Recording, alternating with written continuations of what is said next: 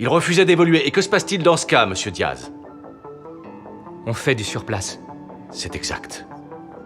Pour être fort, vous devez apprendre à vous adapter.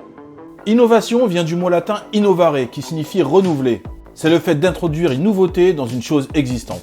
Le premier usage du mot innovation en rapport avec les sciences et les techniques, on le doit à Francis Bacon, dans son livre Conseils et essais civils et moraux, publié en 1632. Ouais.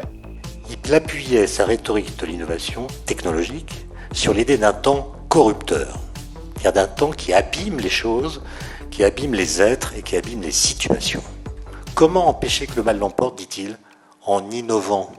L'innovation, c'est ce qu'il faut faire pour empêcher que le monde ne se déface.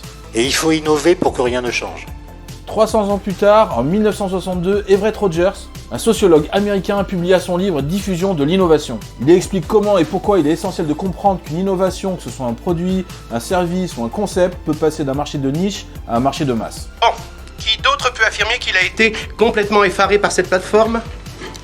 Vous avez tous été complètement effarés. Par le biais d'une courbe, il divise les consommateurs en 5 catégories, selon leurs intérêts, leur rapidité à accepter un concept ou un produit nouveau. Il y a les innovateurs, les premiers adeptes, la majorité précoce, la majorité tardive et les retardataires. Les innovateurs représentent 2,5% de la population et ce sont les premiers clients d'une nouveauté dès sa sortie, voire même avant. Il s'appelle Plaid. Il sera monté en série sur le nouveau Roadster Tesla. Comment je me procure une de ces petites beautés?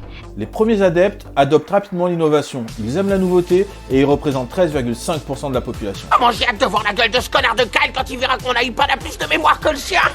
La majorité précoce regroupe les réfléchis. Ils attendent des premiers retours pour essayer et ils représentent 34% de la population.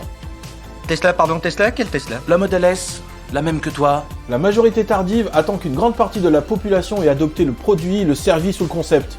À présent, vous pouvez apprendre le karaté d'Okinawa, le vrai karaté, en rejoignant l'équipe Miyagi-Do. Quel fils de pute. Pour pouvoir s'y mettre aussi, et ils représentent eux aussi 34% de la population. Vous voulez battre la concurrence? Alors ramenez vos culs à Cobra Kai. Et ensuite tu l'envoies sur Internet. Enfin, les retardataires, eux, sont les derniers à accepter l'innovation, mais ce sont les plus rationnels. Il faut que je lise cet email. Vous pouvez lire vos emails là-dessus. Je te jure, elle était assise là, à taper sur sa montre comme si elle était dans K2000. Comme le dit Simon Sinek dans son livre « Commencez par pourquoi », les retardataires achèteront des smartphones le jour où ils ne pourront plus trouver de téléphone à touche ou à clapper. Si on prend pour exemple le métier d'agent immobilier, ces 5 dernières années ont été un vaste laboratoire expérimental. Innovation technologique avec des visites virtuelles.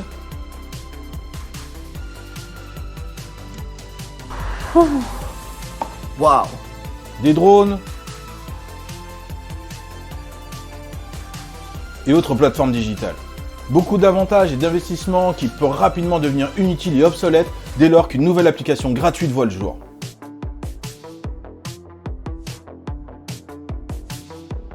Qui elle-même peut conduire à des dérives.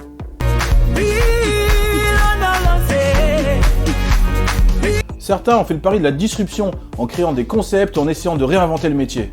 C'est la première agence de France à pratiquer, donc à ne pas pratiquer de commission, mais à prendre un forfait fixe, peu importe le bien que vous vendez. Pour plus tard revenir aux fondamentaux. D'autres ont été tentés par l'ubérisation de leur effectif. C'est à Paris que le réseau forme des agents à tour de bras. Ils sont 70 à se lancer dans l'aventure chaque mois. Et on voit aujourd'hui un taux de turnover jamais vu de toute l'histoire de la force de vente. Des nouvelles techniques de prospection voient le jour et on parle alors de prospection digitale. Tous les matins, j'en fais des frais sur LinkedIn avec des messages longs comme le bras, que je classe directement en spam. Alors qu'il suffit simplement de regarder mon profil pour trouver mon numéro professionnel, mais en 4 ans, très peu de gens l'ont fait. La facilité et le matraquage éloignent beaucoup de commerciaux de l'essentiel. Moins de prospection téléphonique. Vous nous aviez envoyé une carte postale il y a quelques semaines où vous nous demandiez des renseignements sur des valeurs à 3 sous qui auraient... Et encore moins de porte-à-porte. Ça, Connor. Oui. Beaucoup oublient que le but de la prospection digitale est de nous aider à nous retrouver face à nos prospects pour mieux pouvoir les convaincre.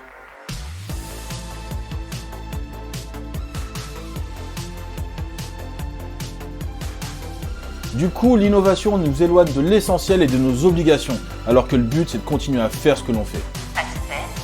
C'est l'heure d'aller te coucher. Et c'est quoi ce truc? Une boîte que je finance, on l'appelle la dame. J'appuie sur un bouton et la dame dit à Aspen quand c'est l'heure de se coucher, de prendre son bain ou quand sa connasse de mère est là pour le prendre. Comme ça, je suis son pote et c'est elle qui a le mauvais rôle. J'ai court-circuité la paternité. Suivre les chemins de l'innovation est à double tranchant. Ils vous rendront fort.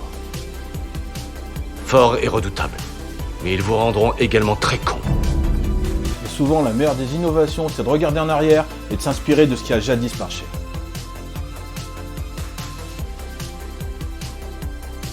Il y a très peu de légèreté chez l'homme. Il est lourd. Et alors maintenant, il est extraordinaire de lourdeur. Depuis